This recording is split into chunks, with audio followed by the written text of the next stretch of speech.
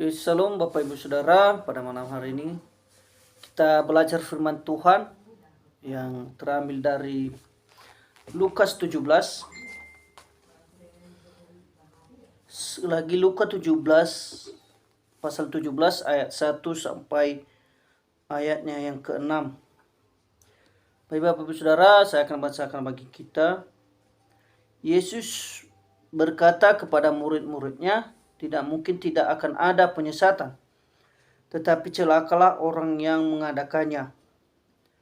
Adalah lebih baik baginya jika sebuah batu kilangan diikatkan pada lehernya lalu ia dilemparkan ke dalam laut, daripada menyesatkan salah satu dari orang-orang yang lemah ini.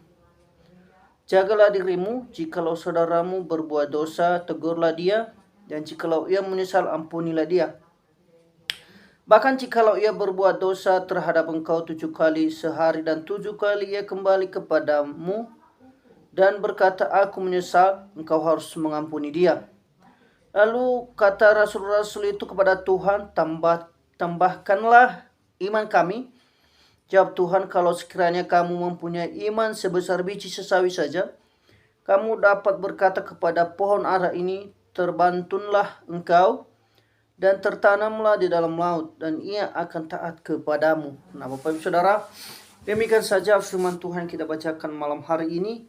Kalau kita memperhatikan di pasal yang ke-7 ini adalah percakapan Tuhan Yesus bersama dengan murid-muridnya ketika Yesus Kristus mengajari mereka supaya mereka berpegang teguh di dalam ajaran Kristus, supaya mereka tidak menyesatkan orang lain, dan yang kedua tidak memiliki hati yang tidak mengampuni. Yang ketiga, untuk tetap berdoa meminta iman kepada Tuhan. Nah, Bapak Ibu Saudara yang terkasih dalam nama Yesus, di ayat yang ke-1 dan ke-2, Yesus berkata kepada murid-muridnya, tidak mungkin tidak akan ada penyesatan, tetapi celakalah orang yang mengadakannya.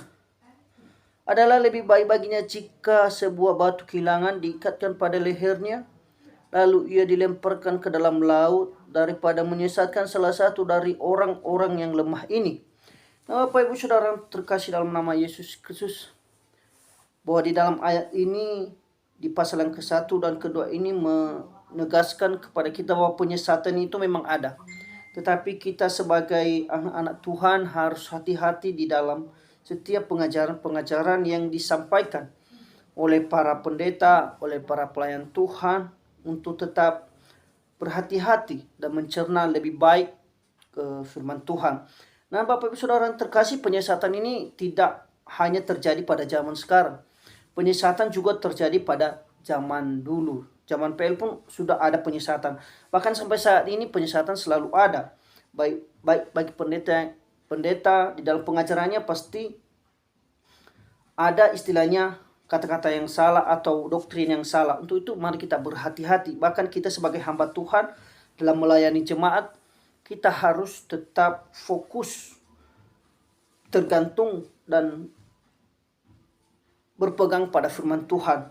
Bapak Ibu Saudara yang terkasih dalam nama Tuhan Yesus Kristus, melakukan penyesatan merupakan dosa yang besar, dosa yang paling besar, sehingga kita harus berhati-hati dalam penyampaian firman Tuhan.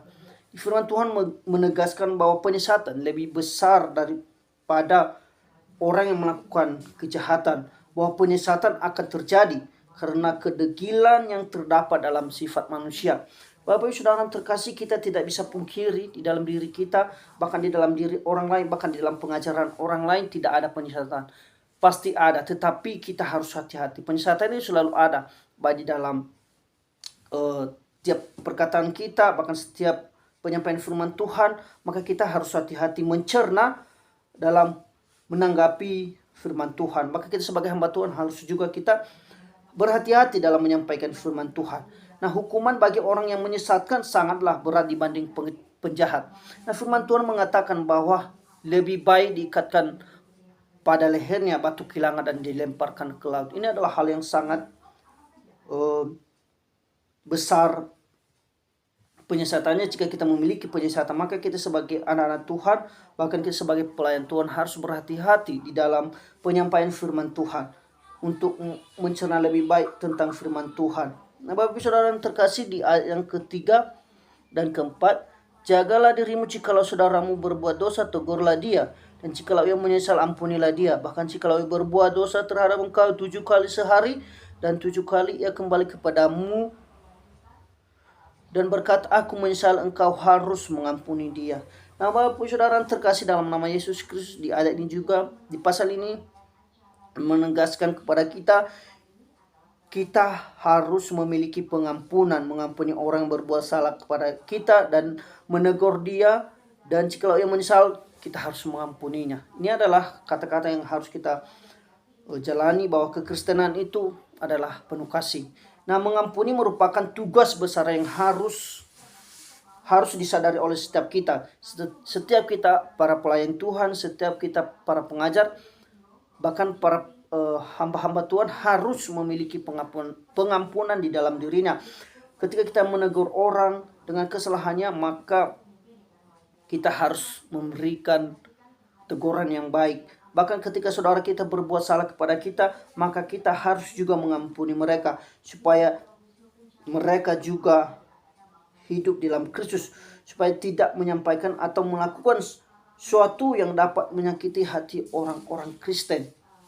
Nah, Bapak Saudara terkasih, di dalam ini juga mengajarkan kita sebagai seorang hamba Tuhan harus saling mengampuni. Jangan kita membalas kejahatan dengan kejahatan, tetapi kita membalasnya dengan kebaikan. Sebagai orang yang percaya, pasti sudah menghidupi namanya kasih, sudah menghidupi namanya pengampunan. Maka kita yang hidup dalam kekristenan, hidup dalam Tuhan, harus memiliki pengampunan dan kasih.